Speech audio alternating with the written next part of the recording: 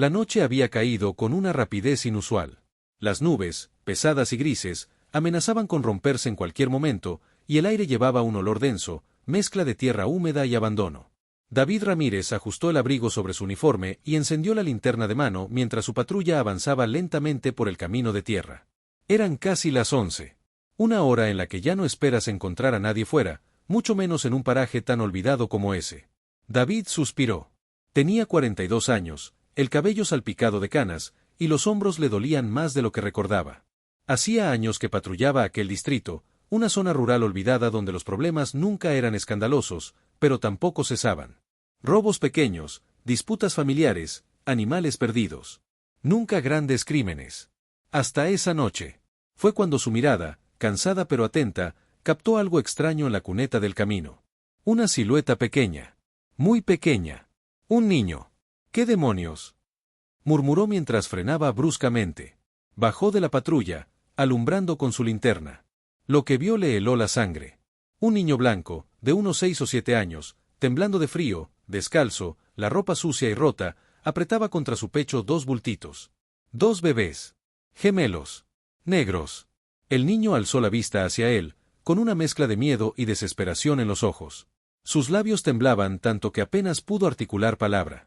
«Ayuda», susurró. David reaccionó por instinto. Guardó la linterna, se quitó la chaqueta gruesa y, con movimientos rápidos pero cuidadosos, envolvió a los bebés primero. El niño, aunque temblaba, no soltaba a los pequeños. «Tranquilo, chico. Estoy aquí para ayudarte». «¿Ellos, están bien?», balbuceó el niño, señalando a los gemelos. David los examinó con la mirada. Estaban extremadamente pálidos, o más bien, demasiado quietos. Pero respiraban. Muy débiles, pero vivos. «Van a estar bien, te lo prometo», dijo David, aunque no estaba seguro. Tomó al niño y a los bebés en sus brazos, los metió a la patrulla y aceleró hacia el pueblo más cercano, con las luces encendidas y el corazón latiéndole con fuerza. En la pequeña estación de policía, que apenas constaba de 2 oficinas y una sala de descanso, David llamó de inmediato a los servicios de emergencia. Mientras esperaba, trató de hablar con el niño. Le ofreció una manta, un vaso de chocolate caliente, una silla cómoda, pero el niño se negaba a separarse de los gemelos. Finalmente, en voz apenas audible, dijo: «Me llamo Tomás». «Hola, Tomás. Yo soy David. ¿Puedes decirme qué pasó?». Tomás bajó la mirada. Apretó aún más fuerte a los bebés. «Mamá dijo que si algo malo pasaba, yo tenía que correr», susurró. «Y cuidar de ellos». David se arrodilló frente a él, con cuidado de no asustarlo. «¿Dónde está tu mamá ahora?». Silencio. Un largo, doloroso silencio. Finalmente, Tomás murmuró. «No se despertó». David sintió un nudo en el estómago. Intentó preguntar más, pero las sirenas de la ambulancia rompieron el momento. Los médicos revisaron a los bebés de inmediato. Desnutridos. Deshidratados. Congelados, pero vivos. Tomás no presentaba heridas graves, aunque estaba en estado de shock. «Tuvieron suerte», dijo una de las paramédicas, mientras le daba a David un informe preliminar. Unas horas más, y no lo habrían contado. David asintió, pero su mente estaba en otra parte. ¿Quién era ese niño? ¿De dónde había salido? ¿Y por qué llevaba a 2 bebés que evidentemente no eran sus hermanos biológicos? Cuando los médicos se marcharon con los bebés hacia el hospital para cuidados intensivos, David se quedó solo con Tomás. «¿Puedo quedarme contigo?», preguntó el niño, con una voz tan rota que a David se le partió el alma. Se arrodilló de nuevo, mirándolo a los ojos. «Claro, campeón. No vas a estar solo. Te lo prometo». Lo envolvió en otra manta y, con un gesto instintivo, pasó el brazo sobre sus hombros pequeños y temblorosos. Esa noche, David no volvió a su casa. Se quedó en la sala de descanso de la comisaría, sentado en un sillón viejo, con Tomás dormido a su lado, apoyado en su pecho. Y mientras el niño respiraba despacio, como si temiera que al despertar todo desapareciera, David juró, en silencio, que haría todo lo que estuviera en sus manos para protegerlo. A él, y a los 2 pequeños a los que había defendido como un verdadero héroe. No sabía que al día siguiente, al investigar la verdad, su vida cambiaría para siempre. Buscó reportes recientes. Nada. Ni un solo reporte que coincidiera. «¿Cómo es posible?», murmuró, frotándose el rostro. Buscó también en los archivos de hospitales locales, refugios, incluso preguntó a través de un chat interno de la policía estatal. Nadie conocía a Tomás. ¿De dónde había salido? A las 8, Tomás despertó. Lo primero que hizo fue mirar a su alrededor, angustiado. ¿Los bebés?, preguntó, con voz ronca. David se agachó junto a él, con una taza de chocolate caliente en la mano. Están en el hospital, están bien, dijo suavemente. Les están cuidando. Tomás asintió, pero sus ojos no perdieron esa sombra de miedo. ¿Me vas a separar de ellos? La pregunta golpeó a David más fuerte que un puñetazo. Se arrodilló de nuevo, poniéndose a su altura. Voy a hacer todo lo posible para que no pase eso, ¿me oyes? ¿De verdad? Los ojos de Tomás brillaban, vulnerables, llenos de una fe tan pura que le partió el alma. David asintió. De verdad. Después de darle algo de comer, un par de galletas, un sándwich improvisado, David decidió que necesitaba más información. Tomás, dijo en voz baja, cuando el niño ya parecía un poco más tranquilo, ¿puedes contarme más? ¿Dónde vivías? ¿Con quién? Tomás apretó los puños sobre sus piernas. Miró al suelo. Con mamá, y con ellos. David esperó. ¿Tu mamá?, preguntó, dejando el final abierto. Tomás asintió. Ella cuidaba de nosotros. A todos. No éramos muchos. Era como una familia. Pero había hombres malos. Y, mamá dijo que si venían, yo debía correr. El niño se estremeció. ¿Dónde vivían?, preguntó David con la mayor delicadeza que pudo. En una casa grande, vieja, cerca de los árboles muy altos. David pensó rápidamente. En las afueras del distrito había una vieja plantación abandonada, rodeada de árboles centenarios. Nadie vivía allí, o eso creía. ¿Puedes llevarme? Tomás dudó, mordiéndose el labio inferior. Finalmente, asintió. Una hora más tarde, David y Tomás avanzaban en la patrulla por un camino casi borrado por el abandono. La maleza crecía sin control, las ramas arañaban el coche, y el cielo encapotado parecía a punto de romperse otra vez. Finalmente, Tomás señaló hacia adelante. Allí. David detuvo el coche y bajó, tomando a Tomás de la mano. El niño temblaba, pero no de frío. Frente a ellos se alzaba una casa enorme pero destrozada, de madera desgastada y ventanas rotas. Un porche que crujía con cada ráfaga de viento. La puerta principal colgaba de un solo gozne. David desenfundó su linterna y su arma por precaución. «Quédate cerca de mí», indicó en voz baja. Entraron. El interior olía a humedad, polvo y algo más. Un aroma agrio, como de comida podrida. Había colchones viejos tirados por el suelo. Juguetes rotos. Botellas vacías. Y, en una de las habitaciones del fondo, encontraron algo que David no esperaba. Una pequeña cuna improvisada. Mantas tejidas a mano. Un cuaderno viejo, de tapas duras, cubierto de polvo. David lo recogió, limpiándolo un poco. Tomás tiró de su manga. Eso era de mamá, dijo. David abrió el cuaderno con cuidado. Las primeras páginas eran listas de compras. Después, dibujos infantiles. Y más adelante, una serie de entradas escritas a mano, en letra apurada pero legible. Si algo me pasa, por favor, quien encuentre este diario, cuide de ellos. Tomás, Samira y Malik son inocentes. No tienen culpa de nuestras decisiones. Somos una familia. No los separen. David sintió un escalofrío. ¿Samira y Malik?, preguntó, mirando a Tomás. El niño asintió. Los bebés. En las páginas siguientes, la historia se hacía más clara. La madre de Tomás, una mujer blanca llamada Laura, había huido de la ciudad años atrás, llevándose con ella a 2 niños recién nacidos de una amiga que había sido víctima de trata de personas. La amiga, de origen africano, había desaparecido. Laura, sabiendo que los bebés serían llevados a un destino terrible, los había salvado.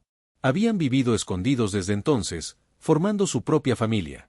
Hasta que los hombres malos, probablemente quienes reclamaban a los bebés como mercancía, los habían encontrado.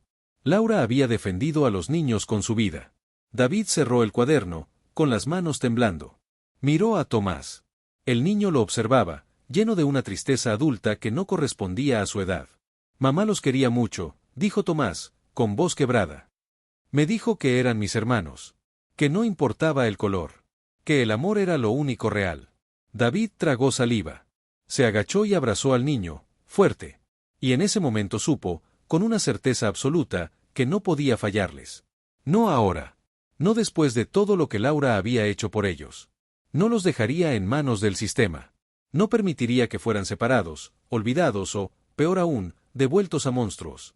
Tenía que encontrar una manera. Tenía que protegerlos. Como Laura hubiera querido. Aunque para ello tuviera que enfrentarse a todos. Incluso a la ley. David conducía de vuelta a la ciudad con Tomás en el asiento trasero. El diario de Laura reposaba sobre el asiento del copiloto como un testigo silencioso de todo lo que había descubierto.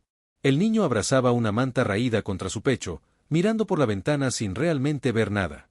Sus ojos estaban hinchados, pero ya no lloraba. Parecía haber pasado a un dolor más profundo, más callado. David sabía que debía seguir el protocolo, llevar a Tomás y a los bebés a servicios sociales, reportar todo. Pero todo su ser se rebelaba contra esa idea. Separarlos sería traicionar a Laura. Traicionar a los niños. Traicionarse a sí mismo. Al llegar a la comisaría, encontró a Clara, la asistente social asignada al turno matutino, esperándolo en la puerta. ¿Es el niño del que hablaste anoche?, preguntó, frunciendo el ceño. David asintió, apretando los dientes. Y no solo él. Hay 2 bebés también. Están en el hospital ahora mismo, estables. Clara sacó una carpeta y comenzó a hacer anotaciones. Bien. Los derivaremos a hogares de acogida de inmediato. 3 lugares distintos, probablemente, dijo, como si hablara de paquetes de correo. David sintió que el estómago se le encogía. No, dijo, más rápido de lo que pretendía. Clara lo miró, sorprendida. ¿Cómo que no? David inspiró hondo. No pueden separarlos. Son hermanos. ¿Hermanos?, repitió ella, con escepticismo. ¿Uno blanco y 2 negros? David sostuvo su mirada. Hermanos. ¿De verdad? Clara dudó un segundo, pero luego negó con la cabeza. No depende de ti, David. Hay reglas. Normativas. Ellos son niños, Clara. Alzó la voz, consciente de que todos en la comisaría se giraban a mirarlo. No son casos. No son archivos. Son hermanos. Y si los separas, los matas en vida. Clara pareció incomodarse. Hay protocolos, repitió, más bajo. Si quieres cambiar algo, tendrás que ir a tribunales. David respiró hondo, tratando de controlar el temblor en su mandíbula. Entonces iré.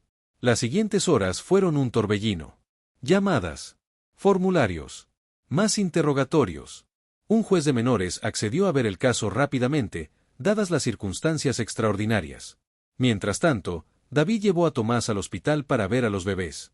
La escena rompió lo que quedaba de su corazón. Tomás, tan pequeño, sentado junto a la cuna doble, acariciando las cabecitas de Samira y Malik con infinita ternura. Tranquilos, ya estoy aquí, susurraba. No los voy a dejar. Nunca. David apretó los puños. No podía permitir que el sistema les hiciera más daño. No esta vez. En la audiencia improvisada, el juez, un hombre mayor de rostro severo, escuchó los argumentos de Clara primero. El niño es menor, sin documentación oficial. Los bebés tampoco. No hay registros claros de parentesco, explicó ella, fría como el hielo. Después, David presentó el diario de Laura. Lo colocó sobre la mesa con manos firmes. Su madre los crió juntos. Les enseñó a ser una familia, a protegerse. Estos niños no conocen otro amor que el que se tienen entre ellos. El juez hojeó el diario. Por un momento, el silencio fue absoluto en la sala. Finalmente, el anciano habló. Oficial, ¿está dispuesto a asumir la responsabilidad temporal de los 3 menores mientras se resuelve su situación legal? David parpadeó, sorprendido. Yo. Usted, confirmó el juez, mirándolo con intensidad. ¿Es eso o separarlos ahora mismo? David no dudó. Sí. Estoy dispuesto. Firmó los papeles con una mezcla de miedo y determinación quemándole las entrañas. Esa noche, David llevó a Tomás, Samira y Malik a su propia casa. No era grande, ni perfecta, pero era un hogar. Montó un pequeño Moisés improvisado para los bebés en su habitación. Preparó un sofá-cama para Tomás. Le dio una cena caliente, espaguetis con salsa de tomate, y les cantó una nana torpe que hizo reír a Tomás por primera vez en días. Y mientras los veía dormir, sintió algo que no había sentido en años. Esperanza. Una esperanza frágil, sí, pero real. Sin embargo, David sabía que nada estaba asegurado. Que en cualquier momento podrían aparecer familiares biológicos reclamando a los bebés. O burócratas empeñados en separarlos por cuestiones de procedimiento. Tenía que encontrar una manera de protegerlos de verdad. De hacer permanente lo que ahora era solo un frágil permiso temporal. Y eso significaba luchar. Prepararse para una batalla legal. Y, quizás, abrir una herida antigua que él mismo había enterrado tiempo atrás. Porque para salvar a estos niños, David tendría que enfrentarse no solo al sistema. Tendría que enfrentarse a sí mismo. 5 años habían pasado desde que David se había convertido en padre de Tomás, Samira y Malik. La vida, aunque nunca fácil, se había estabilizado. Los niños habían crecido, rodeados de amor y cuidado, y David había cambiado su turno en la comisaría para estar más tiempo en casa. Pero una tarde, mientras salía con los niños del parque, algo extraño sucedió. Un coche negro, con cristales ahumados, se detuvo frente a su casa. Un hombre de aspecto sombrío salió del vehículo. Vestía un traje caro, y su rostro, enigmático, tenía algo de familiar, pero David no lograba ubicarlo. Se acercó a la puerta, y tocó el timbre. David, desconfiado, abrió. ¿Puedo hablar con usted, oficial Ramírez? Preguntó el hombre, con una voz fría. Soy el abogado de la familia de Laura Castillo. El nombre le golpeó el corazón. Laura Castillo. El nombre de la mujer que había dado todo por esos niños. La madre adoptiva de Tomás, Samira y Malik. David sentía que el aire se le escapaba. ¿Qué quiere? Preguntó, con la voz ronca. El hombre lo miró fijamente, como si estuviera midiendo cada palabra. Hay algo que usted debe saber. ¿Sobre Laura? No. Sobre lo que ocurrió antes de que la encontrara. El hombre sacó un sobre negro y se lo entregó. Esto no puede esperar más. David tomó el sobre con manos temblorosas. Cuando lo abrió, encontró una foto antigua. Laura, en una fiesta, sonriendo junto a un hombre que no reconoció, pero el niño en sus brazos era Tomás. Y al fondo, apenas visible, alguien más, un rostro oscuro, con ojos llenos de ira. ¿Quién es ese hombre? Preguntó David, con los ojos fijos en la foto. El abogado hizo una pausa, y con tono grave, dijo. Es su verdadero padre. Y él ha estado buscándolos. Ahora que sabe que están vivos, hará lo que sea necesario para recuperarlos. David no pudo dejar de mirar la foto. El hombre de la imagen, de pie junto a Laura, tenía un aire peligroso, pero lo que más le impactó fue el niño en sus brazos. Tomás, más pequeño, con una mirada vacía, perdida. El abogado, percibiendo la angustia de David, continuó. Este hombre, Javier Rodríguez, es un criminal peligroso. Fue condenado por tráfico de menores antes de la desaparición de Laura. Su interés en recuperar a los niños no es solo por ser su padre biológico, sino porque quiere usarlos para un propósito mucho más oscuro. Necesito que se prepare para lo que viene. David apretó los dientes, sin poder procesar todo lo que escuchaba. La angustia le carcomía el pecho. Esa noche, David no pudo dormir. Los gemelos, Samira y Malik, dormían tranquilos en su habitación, y Tomás, aunque mayor, estaba inquieto. Todo en la casa parecía normal, pero el aire estaba cargado de una tensión palpable. El abogado había dicho que Javier Rodríguez vendría. David sabía que debía proteger a los niños, pero ¿cómo? ¿Cómo enfrentarse a un hombre que había hecho tanto daño, a un criminal imparable, y aún así darle a esos niños la oportunidad de vivir una vida mejor? ¿Papá? Dijo la voz de Tomás, interrumpiendo sus pensamientos. David se giró hacia él. Los ojos de Tomás estaban llenos de tristeza, pero también de algo más. De algo que David nunca había visto en él antes. ¿Qué pasa, hijo? Preguntó, acercándose. Tomás no contestó de inmediato.